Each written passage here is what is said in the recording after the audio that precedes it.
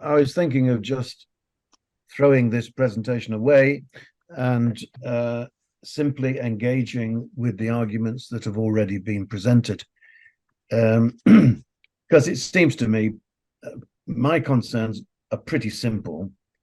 And it seems to me that nobody's listening, that arguments that I would normally present just aren't being considered, and arguments that seem to me to be really not very good. I mean, not successful arguments are just assumed. So here's what here's my very brief, quick picture. If we're talking about the benefits, the perceived or proposed or wished for benefits of the liaison between the esports community and the IOC, I think it's all about legitimacy. They want the healthy and sport-like associations with the Olympic Games to help them with their legitimacy problem, to break down negative perceptions. That's what it's all about for me. There may be lots of other factors involved, but this is the biggie. This is the one. And when we're thinking about barriers, yeah, there are all sorts of barriers, and lots of sports think this. Sports that want to be on the Olympic program, this is what they think. What are our barriers, and everybody tries to build a case for themselves. And by the way, we're talking 20 or so sports who want to be on the Olympic program and can't get on. Not to mention those that have been kicked off the Olympics program and want to get back. There's only one barrier, as far as I can see, for the acceptance of esport, and that is it's not sport. So it's simple for me. And the reason why it's not sport is back to this old chestnut. It's not physical in the required sense for sport. Now, it's not that I haven't made these arguments in previous papers. I have. It's just that people don't address these arguments. They just skip over as if the arguments haven't been made. So I'm going to very quickly whiz through part of this presentation and try and concentrate on the little bits that I think might make a little contribution. So first of all, there's the argument. There's the article that esports aren't sports, which some people have read. And then there's esports will not be at the Olympics, where I give lots of reasons why the IOC will never accept esports at the Olympics. They can't do it because it's in direct contradiction with Olympic principles. So whatever the IOC does, have some sort of annual event in Singapore or Timbuktu or somewhere, especially when it's not an Olympic city, right? Make sure it's not an Olympic city, right? And don't make that mistake. Oh, and by the way, let's have it in 2020, an Olympic year when there's no Olympics, so that it's absolutely clear that Olympic Esports Week is just the Esports Week with a bit of Olympic branding. Because why?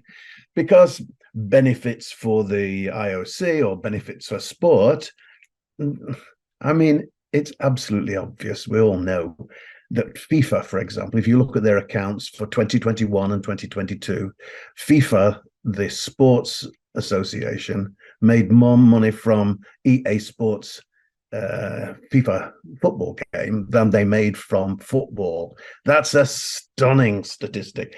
FIFA, one of the richest sports in the world, right, made more money from esports than it did from football. That's a stunning statistic, and it shows the popularity of computer games in the world and the growing strength of computer companies. And I've no problem with that at all. When football clubs started selling football shirts, it's a long time ago now, but I remember when there weren't people wearing football shirts in football stadiums. Everybody's wearing ordinary clothes on their day off to watch a football match. Then suddenly, one year, all these old men with fat bellies were wearing shirts with their football heroes' names on the back. And I'm thinking, Well, that's strange. But hey, it's great for the game because now every football club has got a shop and you can go in and buy any shirt you like. It's called merchandising or something like that, right? And merchandising is great. Well, what is the computer game thing? It's merch. It's merchandising. And insofar as it supports sport, that's fine. But it will never become part of the Olympics. Right. That's what that paper argues in the Journal of Olympic Studies a couple of years ago. Okay. So here's my line. Esports aren't sports. You can mean anything you like by the word sport if you want. I mean, you can call anything a sport, but we have to start somewhere. So let's look at Olympic sport. Not all sport, not any sport. For example, not motorsport, definitely not.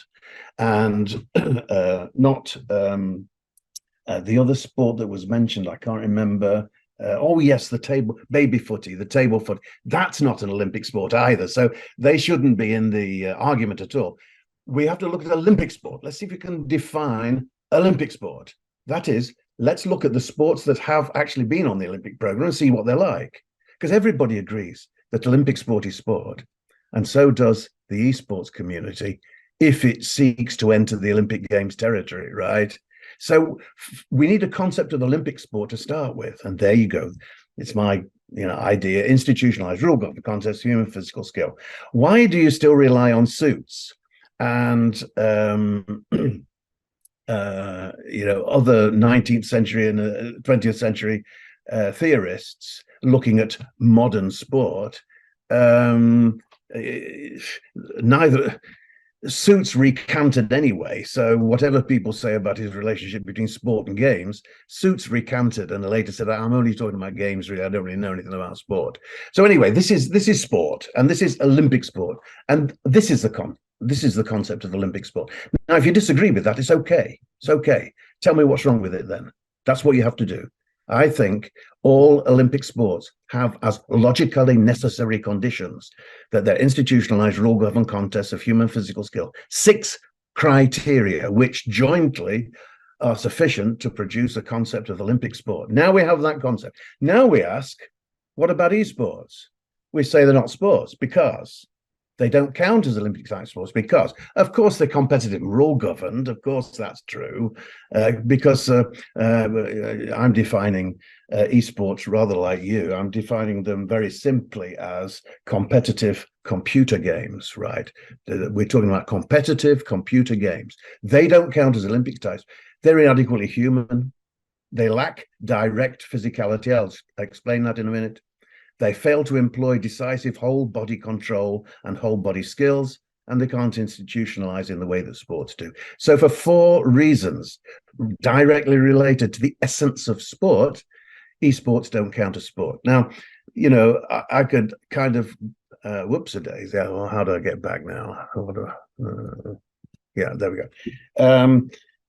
I'll pause a bit now because we have to look at physicality. Of course, it's true that esports are physical in some silly sense of the word physical, right? Because you're going, of course, that's physical. So is chess. Chess is highly physical. Yes, it is, because I have to sit on my ass to play chess, right? So a body part is involved in chess playing, and I move the pieces like this so chess is physical. Or in bridge, a card game, I have to hold the cards in my hand. And as the judge said, when rejecting Bridges' application to join the British Sports Council, the judge said, I'm a chess player, and sometimes the games last 5 hours and you get very tired. Right.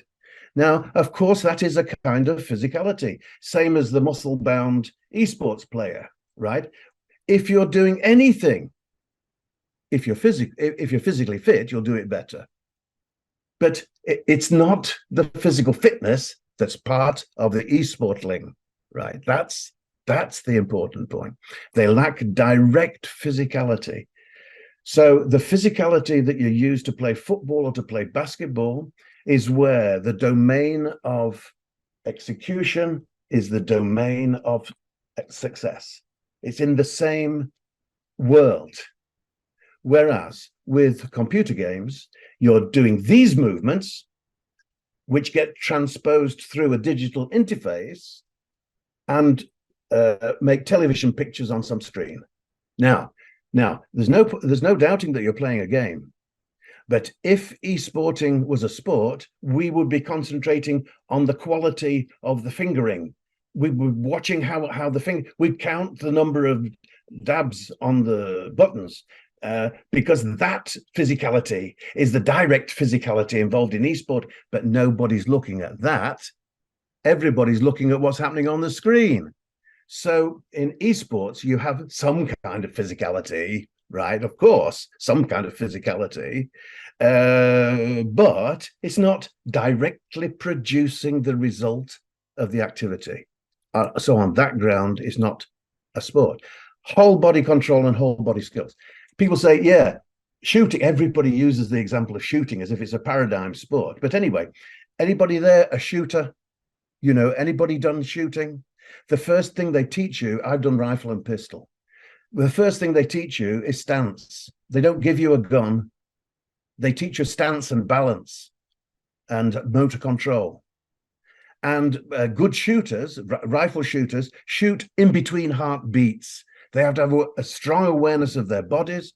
They have to control a piece of equipment physically, and the physical movement, the triggering movement, which isn't everything that shooting is. It's a tiny bit of the skill in shooting. The actual pulling of the trigger is a tiny bit of the skill in shooting. The rest of it is whole body skill that directly produces a result. So that's why it's a sport. So as a result of these arguments, I'm thinking esports won't be at the Olympics, and the IOC seems to agree. This was the 9th Olympic Summit held in Lausanne in 2020. They dropped the term esports and instead adopted this significant distinction between virtual sports and gaming. So on the one hand, you've got the physical virtual sports and non-physical virtual sports, and on the other hand, you have gaming, competitive gaming and casual gaming. Now, this looks a strange classification to me. That's their classification, look. You've got virtual sports, and they're different from gaming. Within virtual sports, you've got physical and non-physical virtual sports. And gaming is either competitive or casual. I think that's a misconceptualization of what's happening here. This is more like it. If you take two criteria for a sport, physicality and competitive, physical virtual sports, what the IOC calls physical virtual sports, they're physical and they're competitive. Zwift, cycling, it's physical and it's competitive. If you take competitive gaming, that's what the IOC calls non-physical virtual sports gaming. That's playing FIFA football is for IOC non-physical virtual sport, right? But put that together with other forms of competitive gaming, because what you're doing in League of Legends is this, digga, digga, digga, digga, digga. And what you're doing in FIFA is digga, digga, digga, digga, digga. So you're doing the same thing, and neither of them is physical, even though they're competitive. And casual gaming is non-physical and non-competitive. So I think you've got a different classification here, which reveals the nature of so-called virtual sports. Now, IOC wanted to put them together. So they had the inaugural Olympic Virtual Series, took place in 2021, just before the Tokyo Olympics. They had 5 sports contested either remotely or with video games: baseball, cycling, rowing, sailing, motorsport. Now, 2 of these were physical virtual sports, cycling and rowing. But 3 of them were totally different kind of activity. They were, I'm sorry, video games. They're called computer games. Gran Turismo and e-baseball and virtual regatta. So they're putting 2 completely different kind of things together. Physical virtual sports and non-physical, are putting them together and calling them all virtual, right? They're all virtual, aren't they? And making some kind of circus out of them, as if they were the same kind of thing. So why do they want to put the 2 things together? It's easy. Desired policy outcomes. They've got policies for that. Then look at recommendation 9 of the Olympic Agenda 2020+5. The word esports, again, is not used in the recommendation. And this recommendation encourages the development of virtual and simulated forms of sport. Now, what's virtual and what's simulated? That's what's at issue here. What's virtual and what's simulated? What do they mean? Okay. So, virtuality generated by computer code. It's not physical, it's not real. Can never constitute itself as a sport. It's not physical and it's not real. Now, simulation. Simulations are always simulations of something. They can be real or virtual simulation. A real simulation is what you do in training. You know, you have drills and scrimmages and time trials, stuff like that. They're real simulations of the sport, taking a subset of the procedures and rules and so on and skills of the sport for training purposes. And then there are virtual simulations, and we're talking about virtual simulations here. That's what we want to look at. So with virtual simulations, you have simulations in sport and simulations of sport. Now, the simulations in sport, they try to simulate the conditions in sport from the perspective of the athlete, from the participant in the activity. So in when you're erging, world rowing has erging or indoor rowing as one of its disciplines. Physical work is performed by the athlete to simulate the performance in a sport. For example, indoor rowing, indoor cycling, time trials, and so on. That's simulation in a sport when the athlete is doing the sport. And simulations of sport are attempts to simulate a visual representation, a perspective of sport. There's no participation in the activity. It's not real. It's simulated through virtuality. Example is the Esports video games, blah, blah, blah, blah, blah. Now, what's virtual in simulated sport? Why do we call the virtuality in simulated sport? Why do we call that virtuality? Well, let's look at sport. Sport requires competition. Some sports require technology to mediate competition. I mean, think of downhill skiing. You know, you need a piece of technology to mediate the sport. Otherwise, there's no competition. It's very difficult to compete in downhill skiing without digital technology. So technology helps to measure and encode performances so that the competition can be simulated.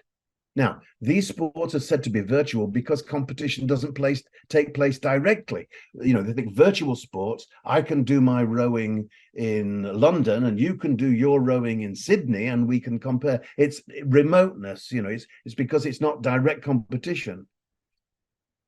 But the thing here is that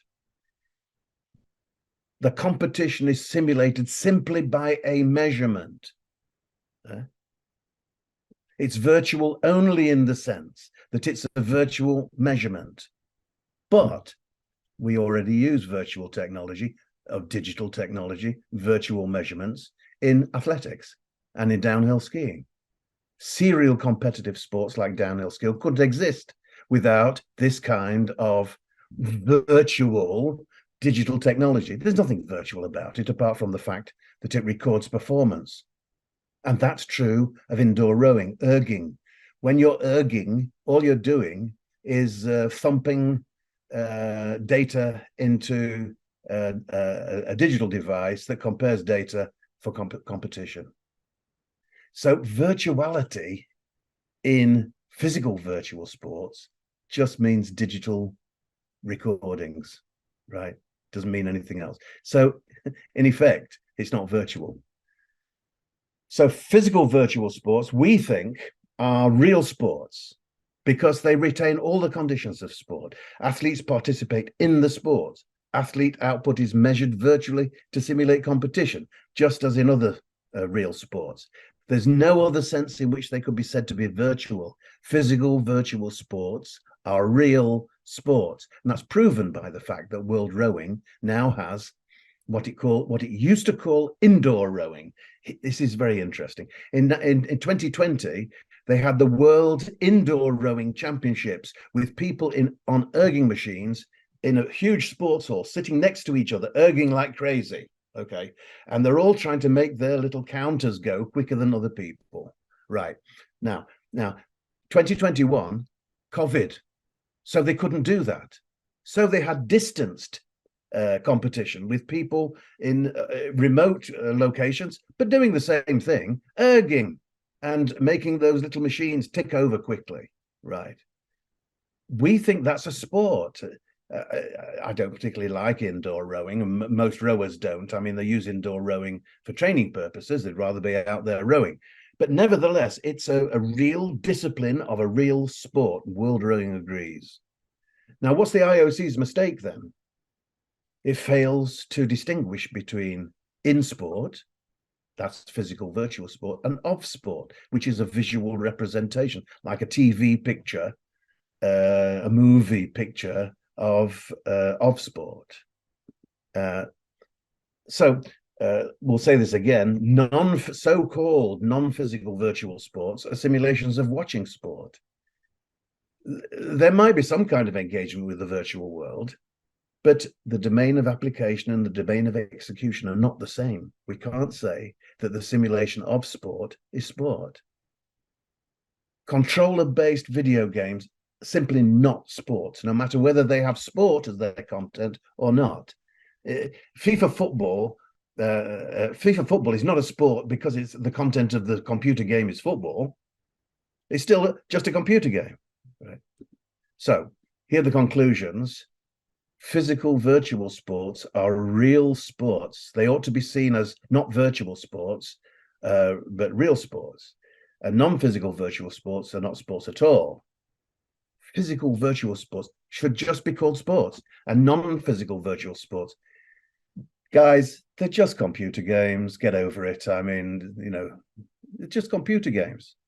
The idea of the virtual does no work here. It should be abandoned. The Olympic Virtual Series is a misnomer. It simply confuses the issue by putting together different kinds of activities as if they had the virtual in common, but they don't. That's the end of me. Thank you, Jim. So I think that you can see on the discussion a lot of message coming from colleagues. Oh, good. If you have time to read some of them.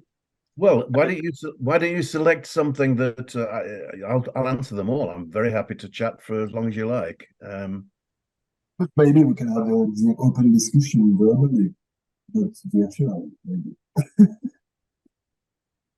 I'm really sorry because I will have to leave in 3 minutes because I have to pick up my daughter. But thank you very much, Jim, for your presentation. You get the first question. Come on, quick. Yeah, exactly. Quick. I do quick. No, it's only because I totally agree with the fact that what the IOC is calling physical virtual sports are totally real sports. I totally agree with that. They are digitally augmented, but these are sports. But where I think that Tess and Tobias, we are not exactly in the same way. And to be honest, I've read all your papers regarding esports, and this is where I think on my side, I really don't agree, is the fact, this is what we wrote in the chat, is that I think that at the beginning of your argumentation, there is something we don't agree with. That is the fact that even when you try to make the analogy with chess and esports,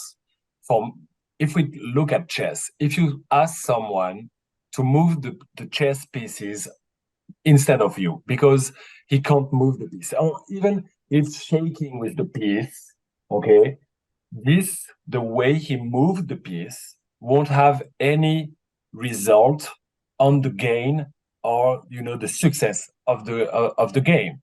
It means that I can ask someone else to move. For example, Magnus Carlsen, the world champion of chess, if he has his two arms that are broken and he asks me to move his pieces during the World Championship. If he's the real world champion, and if he asks me to move, I don't know, the pawn from this case, from this other, if the real champion, we will win together, because the way I move the pawn won't have any way to interact with the success or the gain of the part of the game. But you won't win together. He'll win, and he'll win. He'll win because of you. That's great. Now, in fact, that's my example. Yeah, but with esports, with most of esports, I understand. I understand that it's different with esports. That there is in fact skill involved. Yeah.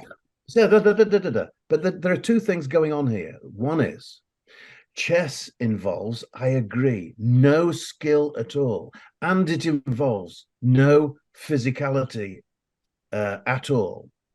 Esports involves a certain kind of skill, right? But then does blowing my nose and picking flowers from the garden, cooking, washing my clothes. All these things require some kind of human skill. Yes, they do. And doing this, is some kind of human skill. I accept that. I accept that there's some kind of human skill there. But it doesn't pass the second test, which is it's not the kind of skill that directly produces a result. It has to go through a digital interface, and therefore it's not direct action. Sports are to do with direct action, and esports aren't. Okay, so rifle. Rifle. Yeah. Rifle shooting. It goes through a rifle. The bullet goes through the rifle. The person's not actually doing anything. Equestrian, you're actually using a horse. Wait. You started. Wait. Let's take one thing at a time. Rifle shooting. There is no interface. There's just an instrument that you engage with here. That's semantics. You're changing interface to a tool. A digital interface. I mean, a PC. We can interchange a PC with a rifle. In what way? I don't understand this. It's a tool that esports players use to perform their sport. You see, you're using the word sport there tendentiously. It's esport. Yes, but you use digi as willy-nilly as well. In order to demonstrate a point, Seth, and the point is this: that the computer is not an instrument in the way that a yacht is an instrument. People say, "Oh, well, there's lots of technology involved in sport." Think about yachting. That's a lot of technology, right? And so it is. And the human being has to control the technology in the presence of the elements. Now, there's a question: does the technology play too big a role in the outcome? So, and if it did, I would say that's not an Olympic sport. But listen, yachting is an Olympic sport, but power boating is not an Olympic sport. And I think this is why. Power boating makes the power boat more of a producer of the result than the human, whereas yachting keeps the human in the picture. Now then, rifle shooting. In rifle shooting, I'm holding a piece of equipment. Sure, I am. And there's a bullet in it, and the bullet leaves the piece of equipment and hits a target. Rifle shooting is a target sport. That's what it has to do. But it's all done by the individual athlete, who, of course, the gun is a piece of equipment, and you can have a good gun and a bad gun. But the gun is a piece of equipment, but it's a human being who's the most important element in the situation. Now, in esports, it's not the case. The human being is operating via a digital interface and via a digital environment, and that for me makes all the difference. How do you quantify the physical involvement between rifle shooting and playing, I don't know, League of Legends or FIFA? I don't quantify. No, you've got it wrong. I don't quantify it. Yeah, but you are saying that listen to the point. But there's more physical movement in esports than there is in shooting. You actually are moving your mouse and your shoulder more than you are in action in shooting. And Seth, the argument is not who's moving more. The argument is not who has fine movements and who doesn't have fine movements. But you started your argument. No, you started your argument. No. You said that there's not physical. No. I'm not going to let you shout me down. I had half a sentence there and you shouted me down. Let me finish my point and then you can have a point. Right. So and now I forgot what you said and what I said. So you got to let people make quantifying. I was saying about quantifying. You are quantifying, right? It's not about quantifying. It's about the role of the physical in the production of the outcome. That's the point. And what I'm saying about esportling is it doesn't matter how much you roll about when you're doing. Actually, when I last went into we have Giesbrecht at my faculty, which is putting together physical activities and esport activities. And my wife went in with me, and we're watching the esport contest. And the room was kind of darkened, but it's full of people, some spectators, some coaches, some athletes. And my wife said, after 10 minutes, she said, who are the ones who are playing? Because they had their controllers on their laps like this, and you couldn't tell who was playing and who wasn't playing. But even if they're doing this business, that's not physical movement that's related to the activity, same as in chess. It's not physical activity related to the outcome of the game. You have definitely an interesting communication style, to be honest. But if you're thinking about the idea, what you are actually talking in the presentation and you're now pointing out are two complete different arguments, where you're talking about the physicality and now you're talking about the spectrum. And the spectrum idea, that is something we could definitely debate about it, because the spectrum idea is also about the idea if a game is a game based on luck or on skill. So this is something where we have a completely different discussion, and a discussion where you may not trigger people that lot, but I think that's your whole idea how to do it, because you then can utilize their ideas against them. But if you think about it from a precise perspective, you have this idea of physicality and that form of control about a game, about the tool, about the rifle, about everything. And I know about the idea in archery that you have to think about breathing and all of those skills. They are not moving. You see that the archer is shooting its arrow. That is definitely the case. But if you look at them when they are shooting, nothing happens. You could compare that a lot to the idea of esports, because you don't see it. You only see the results. And that is the issue where the discussion is something where we are colliding against each other, because you are saying that esports is diggity. And at the same time, you get triggered by the idea rifling is just shooting. So think about that argument is the same. You are talking to us. That comes from someone who doesn't want esports as a sport, who doesn't want esports anywhere near at the Olympics. That is my perspective, because I don't want to see esports near an Olympic movement that has legitimacy issues.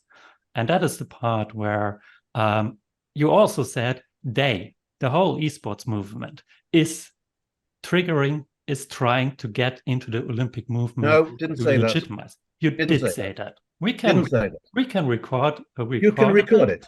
We recorded it and we can show it. You said they want to be part of the Olympic movement. Who was they? You said that. So who was they? You said it. Who was they? Again, you said it. Well, and what I said again. It's an interesting tool you are using as a skill. You imply they and let the reader or listener fill it. So if you want to say it precisely, then say it, please, precisely. Okay, let me try to. If you'll shut up for just a second, I'll try to say it precisely. I try to be nice. Oh, what does that matter? A lot in discussion. You can be nice and talk all day, right? I didn't say that. And if I did say it, then it was an error, because in the paper you'll find that I say I'm only talking to those e-sportlers who want sport in the Olympics. And that's obviously what I'm doing, because I'm saying you need a concept of sport, that's Olympic sport, and then see if esports are Olympic sports. So anybody who's an esportler and doesn't give a hang about the Olympics and doesn't care about being part of it, I'm not talking to them. The only people I can talk to are the people who want to consider my concept of Olympic sport. So in order to understand you, we all have to read your stuff. Did you read my stuff? I thought I put those 6 criteria on the board for you. Not about the idea that only those in esports who want to be part of it are meant. No, I'm talking about the concept of sport. I mean, did you see the concept of sport that I was operating with? Sure, but it's still not my point. Where you were saying then it was about Olympic sport and any esports people who want to be part of the Olympic sport. That was not part of your presentation. Well, let's go on then. It's a trivial point, isn't it? No, it is something where the discussion we are trying to have is something where you have to understand that people are different, have a different opinion, but you also have them to allow their opinion if you want to have your opinion as well. That's how discussion works. Well, thank you for the lesson you teach me, which is something I would never have thought of for myself. Can we have another question, please? Or are we going to let this guy burble on all day? Yes, I take the floor just to propose you a last question coming from Daniel de la Cueva, coming from Argentina. Jim, do you think that the IOC is the right organization which has to decide what is a sport or not? No. But they have a right to decide what Olympic sport is. That's the point. That's the whole point. That it's very difficult to say what sport is. It means 1,000 things to 1,000 people. And across history and geography, people have meant all sorts of different things by the word sport. That's why you can't argue about the word sport. And that's why you can't define sport. But you can define Olympic sport, because everybody can see it in front of them. Everybody knows those activities. And so my question to myself and to anybody else who's interested in doing this kind of thing, when you look at these Olympic sports, what do you see? And what would your criteria be? And if you come up with different ones, that's great. We can have a discussion about that. The IOC needs a concept of Olympic sport because it has to decide, firstly, what's on the Olympic program. All right. So it's only going to have what it calls Olympic sports on its own program. That's the first thing. But secondly, it has a list of sports that are not on the Olympic program that want to be on the Olympic program.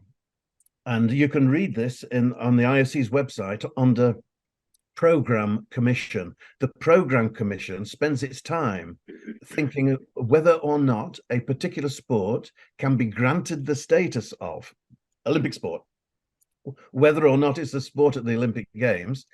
So lacrosse, a great sport, was at the Olympic Games once only, and then never again. And it applies every Olympiad to get back on. Now that's an Olympic sport, Olympic type sport, without presently being an Olympic sport. And then secondly, it's got a list of other sports.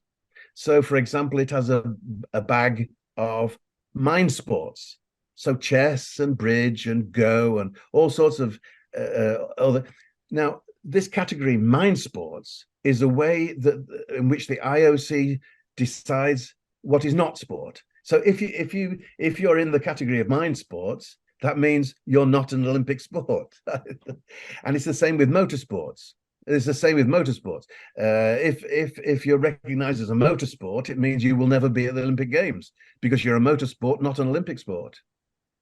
And furthermore, every national sports ministry needs a concept of sport or Olympic sport or some kind of sport, because it's not a ministry of what? Ministry of what? They have to say what they think sport is. And sometimes they do a good job of that. And sometimes, they don't know what they're talking about. And the European Commission, for example, has a concept of sport, which includes, it has something like physical activities, either competitive or for pleasure or something like that. Well, it includes sunbathing and having sex. It's a definition that is so wide that it's useless. So it's not just me who has a thing about defining things and trying to get things straight in my mind. Everybody needs this, otherwise they can't do any research. I'm going to research about X.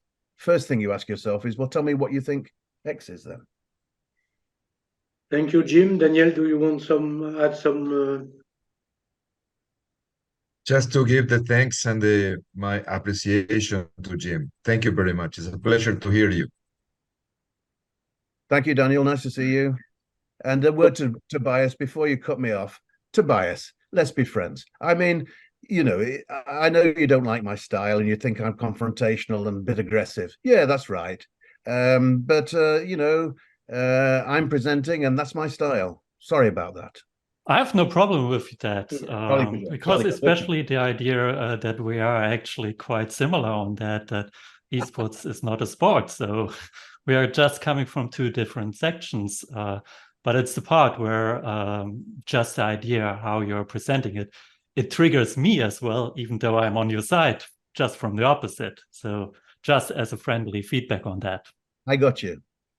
So thank you, colleagues, for the dialogues and controversies.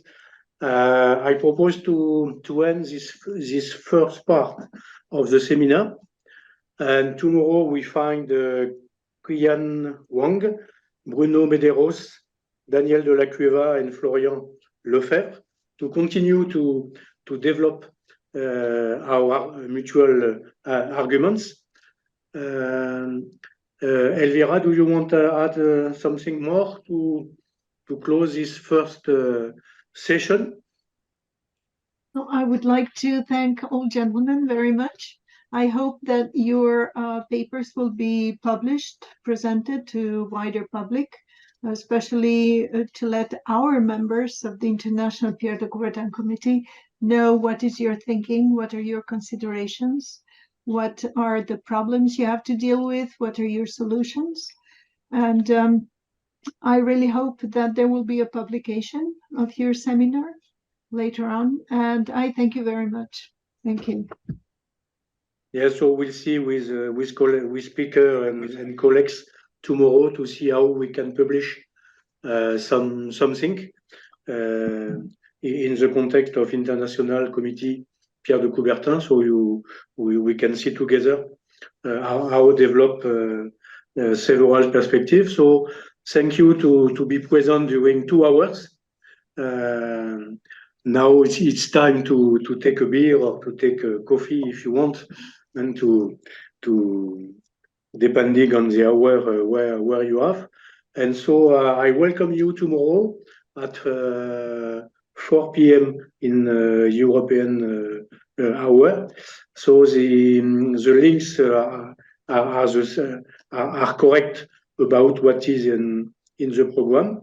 And so we continue. So Qian Wang, you propose some really good question, and so I propose you to begin tomorrow by developing your arguments and continue to develop some dialogues together.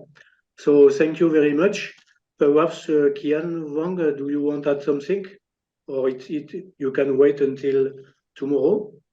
Yeah, I'll wait until tomorrow. It's a nice discussion here.